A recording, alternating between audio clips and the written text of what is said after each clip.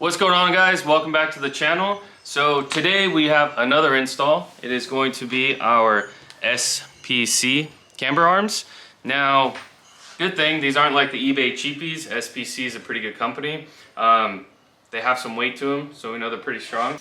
So what the lineman guy told me was that this camber arm was bent. Obviously we can clearly see there's an issue. This tire is too close to the rear bumper. Now if you come over here to the other side, we can see that this tire has a really big gap to our rear bumper. So that's why we got to change those. Plus he said it's bent. I was underneath the car and yeah, pretty much just showed me where it was bent at. So we're going to jack this up, take the wheels off, and get started.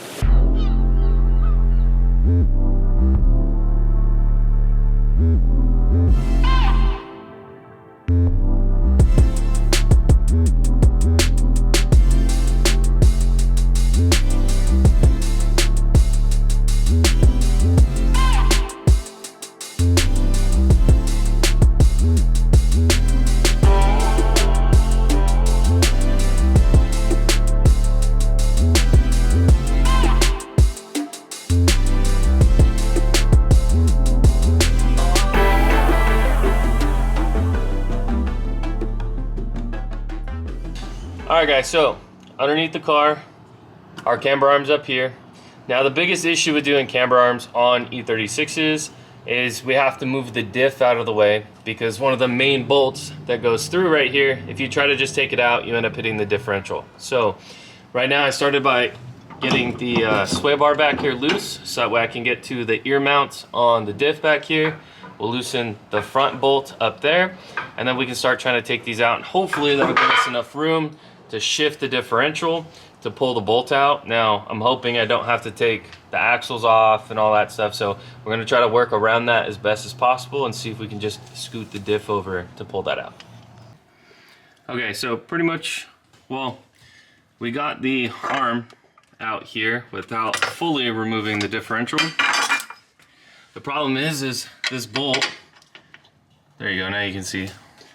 So that bolt ends up hitting the differential, and so you can't pull it out all the way. But I was able to manage to get it out because, okay, so all I did was take this bolt out off the back of the differential. I took the front bolt off of the differential, and you kind of have to mess around and push the diff in different places, but we were able to get this bolt that's here normally. As you can see, it kind of wants to hit the differential, but with enough pushing and moving, you're able to get the diff out of the way so you can pull the bolt out without obviously it hitting the differential, because that's the start of the problem. So, but we did get this side out, which is the passenger side. Now the driver's side will be a little bit more tricky because the exhaust is still here in the way, but we're gonna work around that just like how we worked around this, so we don't have to fully take the differential out to do this. So I'm gonna go ahead and get started on the driver's side. All right guys, so after a little bit of fighting here with this side just because of where the exhaust is, same thing, still was able to pull this guy out, and this is the side that was bent.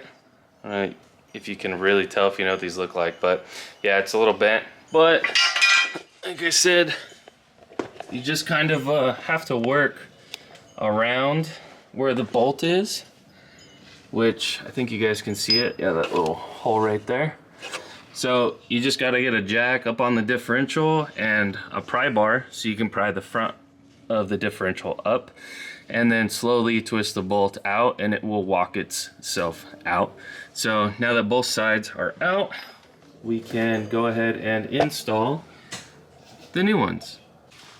Okay guys, so after a little bit of struggling with this bolt, because on the back side of this there's just like a little tab and a nut that you have to slide up into the back side of this so you can tighten everything in.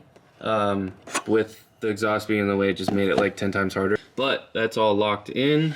New camber arm is installed and it is tightened back here too. So now just have to pretty much go to the other side, do the same thing, and it should be much quicker because the exhaust is in the way.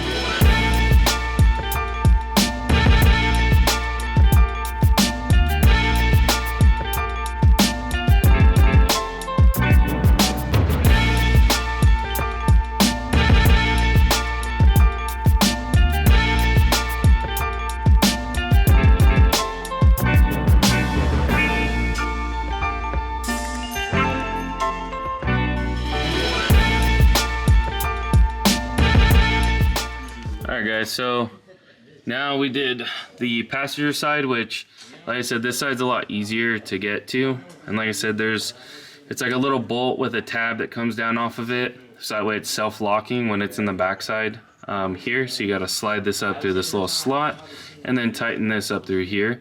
Now this is also tightened over here, which is on the knuckle directly. So all we have to do, I pre-measured these ahead of time to pretty much match where the old ones were.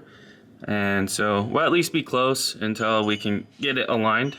So now all we have to do is get the differential back up in place, put our two ear mounts up, and then our front diff mount up there, and then reinstall our sway bar. Okay, so now we got both camber arms tightened down fully, so that way they do not move or twist. Like I said, we'll get a true alignment once I get it back to the alignment shop.